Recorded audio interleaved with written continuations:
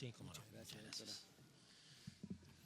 Muy buenas noches, señores y señoras senadores, señores miembros de las comisiones respectivas. No es la primera vez que voy a enunciar mi convicción respecto del tema que se está tratando, porque ya hace 11 años, siendo legislador en este Congreso, hubo oportunidad de participar de un debate al respecto. Se ha dicho, y con razón, que la vida es la precondición o la antecondición de la libertad y por ende es obligación de la sociedad y del Estado proteger a los más débiles, puesto que no puede haber libertad sin vida humana. Parece obvio. Siempre he pensado que el aborto posee un signo negativo, porque es la negación de la vida o de las vidas del niño y de la madre, según las circunstancias del caso. Quiero referirme a la presión foránea que se manifiesta a través de organismos que, como el CEDAW, que acaba de ser expuesto muy oportunamente por la profesora internacionalista y funcionaria que ha hablado, que son apéndices de convenciones internacionales, es decir, es un apéndice de la Convención de los Derechos de la Mujer, como es el caso de los derechos a los cuales estamos refiriéndonos. El tema viene al tapete a raíz de la suerte corrida por su protocolo adicional que fue destinado al control de los países según establecieran o no el régimen de abortos legales. Lo que ocurrió en la Argentina lo explico en dos palabras. En el año exactamente 2001, el tema fue enviado al Senado por parte del Poder Ejecutivo, sin ninguna publicidad ni sin ningún debate previo. En comienzos del año 2002, con un nuevo gobierno, fue retirado el proyecto por no tener ningún debate ni ninguna, diríamos, particular significación, no obstante la peligrosidad que revestía ese protocolo, pero así se procedió, yo era ministro en ese momento. Y la tercera etapa es en el 2007, cuando se produce nuevamente la introducción legislativa de la cuestión. ¿Qué es el CEDAW? Lo acaba de explicar la profesora. ¿Qué se pretende con ese comité creado para la vigilancia de los derechos de la mujer? Porque así está reconocido como un comité vigilante. Subrepticiamente, un pretexto, el derecho a buscar, fijando el plan de vida y salud y a la mujer como dueña del cuerpo, hacer una discriminación entre los estados que aceptan la abortación legislada de aquellos que no la tienen prevista. En los hechos ha funcionado así, es decir, hay elegidos a los cuales se los considera suficiente y otros que son, diríamos, discriminados de forma negativa. En la sesión de diputados del 26 de junio del año 2007, el tema fue tratado.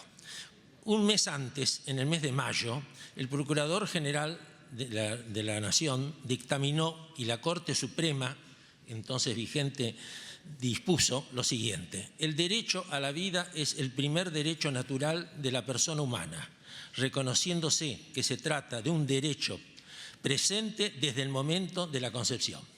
El caso legal, el que quiera consultarlo, es el caso Elvira Sánchez, de la fecha que acabo de mencionar, 22 de mayo del 2007. Yo intervine en esa sesión de la Honorable Cámara y en esa oportunidad dije, entre otras cosas, y voy a decir simplemente dos párrafos del discurso que pronuncié, que la actitud ante el aborto reposa en fundamentos de fe y de conciencia, que resultan insoslayables en el análisis de la cuestión moral y del camino legal que la eminente dignidad de la persona humana, frase iniciada por el renacentista Pico de la Mirandola, decida emprender.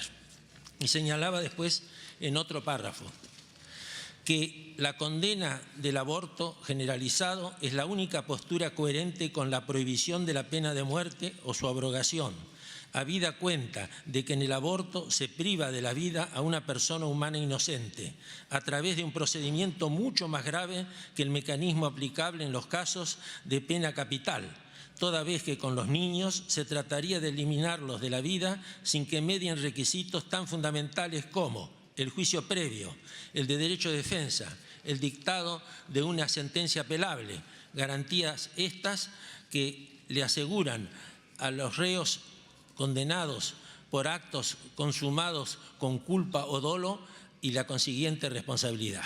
Y terminé diciendo o afirmando: en conclusión, mi criterio se sustenta en la creencia moral de que el aborto es un acto injustificable, por lo que votaré en contra de su libre admisión.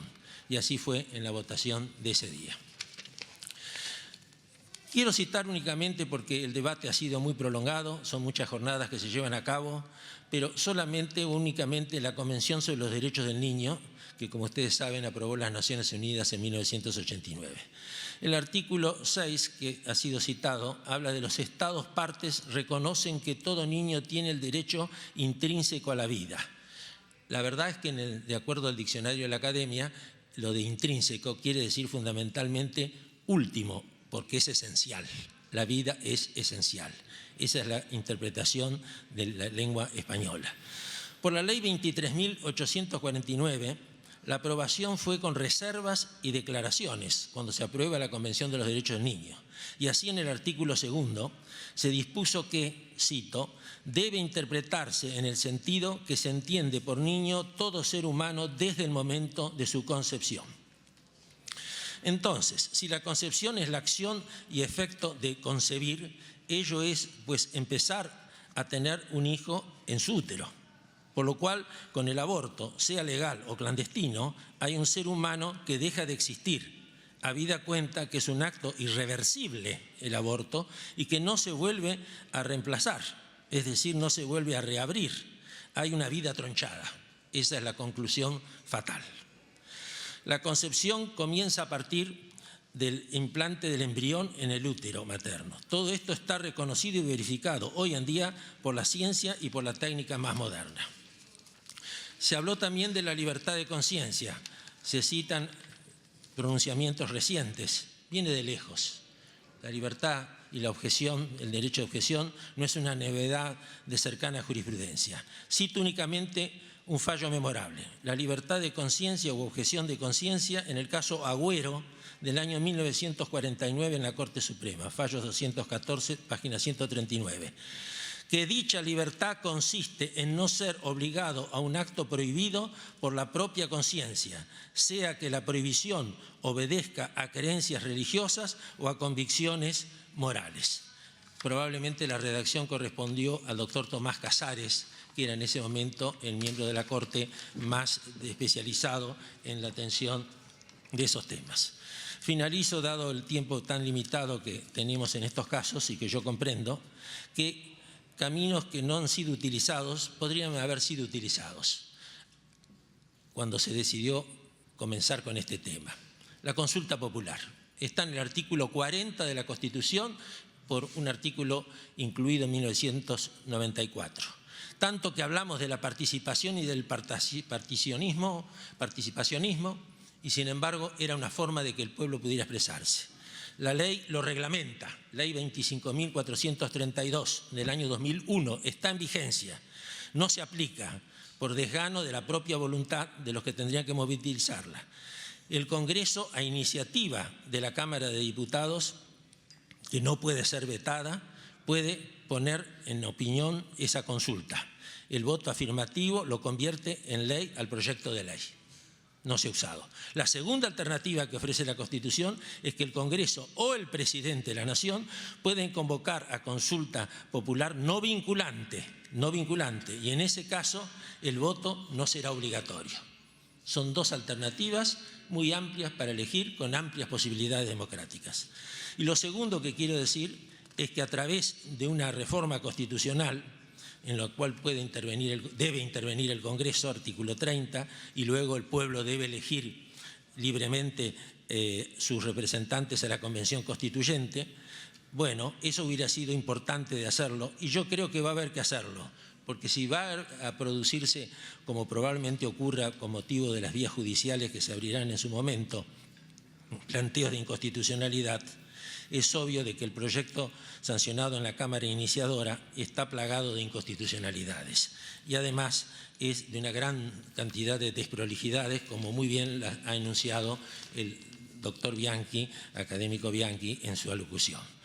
En fin, no quiero abundar más en esto porque obviamente es muy largo el tema que habría que desarrollar. Pero sí quiero recordar, por último, que yo insisto mucho en algo que no puede soslayarse ni subestimarse. Pido un minuto más, por favor.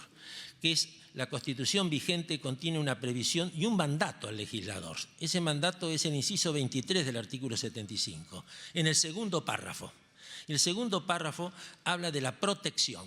La palabra protección está enfatizada, del niño y de la madre, dos sujetos que merecen protección. Y señala desde el embarazo, fija temporalmente un momento, habla de durante el embarazo, otro momento, y dice luego, y en el tiempo de la lactancia, que es ya el momento de la aparición. Esos tres momentos, desde comienza con, repito, con el embarazo, después durante el embarazo y en la lactancia, hay que tomarlos en cuenta como una definición muy categórica de los constituyentes a los legisladores respecto de la protección que hay que brindar. O sea que, termino así, es la protección del niño y de la madre en todas las instancias y momentos. El aborto es reducir el valor de una persona a una cosa. Y ya Vélez Arfiel, por el autor del Código, se entendió en el siglo XIX que desde la concepción ya es un hombre, un ser humano, un sujeto de derecho. No es un hombre futuro, es un hombre presente, ya que de lo contrario no habría representación. Y por lo tanto, el padre tiene voz y el bebé tiene derechos. Esto es fundamental. Hay un representante, hay alguien que es el que representa a la criatura. Por lo tanto, solo podrán ser denunciados los tratados si hubiera un antojo por dejar de lado lo que dicen los tratados, dejar de lado todo lo que dicen las normas. Solo podrían ser denunciados los tratados, quiero recordarlo, en su caso, por el Poder Ejecutivo Nacional, previa aprobación de las 2/3 partes de la totalidad de los miembros de cada Cámara, no de los presentes, de todos los miembros. Y me pregunto con esto y termino, ¿se pensará acaso renegar de los tratados también, ya lo que estamos renegando de tantos principios? Nada más. Muchas gracias, doctor. Una pregunta del senador Mayans. Con todo gusto, senador. Doctor Vanossi, ¿cómo está? Gracias por estar presente. No, yo simplemente quiero pedir una opinión respecto a este esquema progresivo que han venido explicando algunos expositores, donde va progresando, primero no es ser humano, sino que hasta las 14 semanas está considerado, no sé, un feto, y va progresando en su calidad de ser humano hasta que después de la semana 14 ya se puede considerar un ser humano. Entonces dicen que están los derechos de la mujer y los derechos del feto. En esas primeras 14 semanas, es la interpretación que hacen algunos expositores, en esas primeras 14 semanas prevalece el derecho de la mujer sobre el feto, sobre la vida del feto. Y después de las 14 semanas, como ya aparentemente es un ser humano, ahí sí comienza a prevalecer los derechos de lo que vendría a ser el ser en gestación. ¿Para qué opinión le merece esto de que el concepto del derecho progresivo, del derecho que prevalece de uno del otro? Si usted podría decirnos algo, si dice algo de esto la Constitución, los tratados internacionales o la visión que se tiene al respecto. Gracias. Con todo gusto, senador. Mi respuesta es muy sencilla. Hay una improvisación en el tema, porque es un criterio discrecional. No se puede medir a partir del embarazo una cuestión de días, de horas, de semanas o de meses. Es discrecional esa distinción. Tiene que esperarse precisamente que se cumpla todo el ciclo que acabamos de mencionar.